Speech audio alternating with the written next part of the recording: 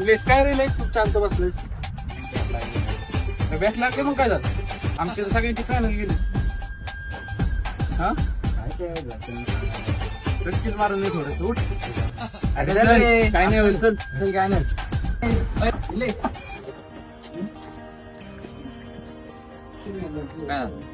लागलाय तिकडे पण चाललाय. चला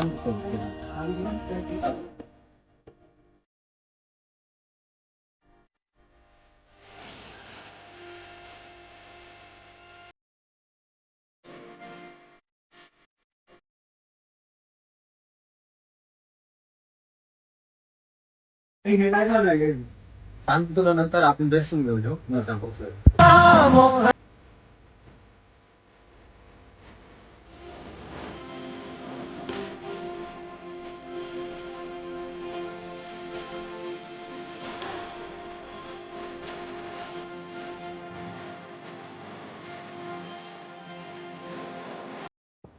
अरे ना श्री गुरुचे पारायण सोहळ्याची तयारी चालू आहे.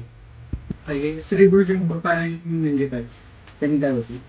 मित्रांनो, तुम्हाला माहिती आहे का, श्रीगुरुचरित्र हा दत्त संप्रदायातील खूप प्रभावी आणि पवित्र ग्रंथ आहे. हा ग्रंथ फक्त धार्मिक नाही, तर त्याला वैज्ञानिक महत्त्व देखील आहे. आजच्या काळात आपण सर्वजण मोबाईल, ताणतणाव, स्पर्धा या गोंधळात अडकलेलो आहोत. तरी अशा वेळेस श्री गुरुचरित्र पारायण आपल्याला योग्य दिशा दर्शवतो. या ग्रंथाचं पारायण केल्याने अभ्यासात सातत्य येते, एकाग्रता वाढते आणि स्मरणशक्ती सुधारते. त्यामध्ये असलेले मंत्र, जप आणि ध्यान हे सर्व गोष्टी मनाला शांत करतात, मनाची स्थिरता वाढवतात, नवीन कल्पना सुचण्यास मदत मिळते. मन शांत होतं, त्यामुळे आपण केलेला अभ्यास लक्षात राहतो आणि तो योग्य वेळ आठवतो. त्यामुळे परीक्षेमध्ये यश मिळतं आणि आता त्याची गोडी लागते. आणि एवढंच नाही तर हा ग्रंथ मानसिक विकासावर खूप महत्त्वाचा आहे. आणि यात आत्मविचार वाढतो, आत्मविश्वास वाढतो, तणाव कमी होतो आणि सामाजिक भान निर्माण होतो. आज एन्झायटी आणि डिप्रेशन सारखे आजार वाढत आहेत. पण मित्रांनो, श्री गुरुचरित्र पारायण हा त्यावर एक प्रभावी व आध्यात्मिक उपाय आहे. म्हणूनच मी तुम्हाला सर्वांना एक विनंती करतो, आपल्या जवळच्या इंटरनेट सेवा केंद्रामध्ये जाऊन लवकरात लवकर गुरुचरित्र पारायणासाठी नामंजूर करा. आपण सर्वांनी श्री गुरुचरित्र पारायण सोहळ्यामध्ये नक्की सहभागी व्हावे. कारण एक काळ असाही होता की आपल्या वातावरणात श्री गुरुचरित्र हा पवित्र ग्रंथ वाचण्याची परवानगी नव्हती.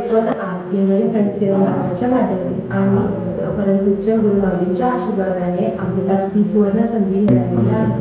चला तर मग आपण या गुरुचरित्र पारायणामध्ये सहभागी घेऊया. आपल्या योगाला विचारूया.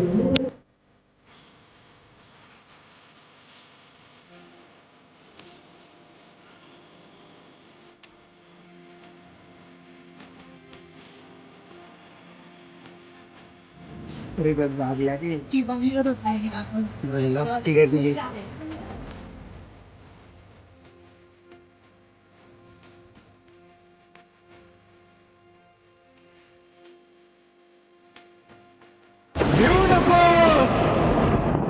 स्वामी तुझ्या पाठीशी आहे. माऊली तुका वाळू बाप तू समर्थ.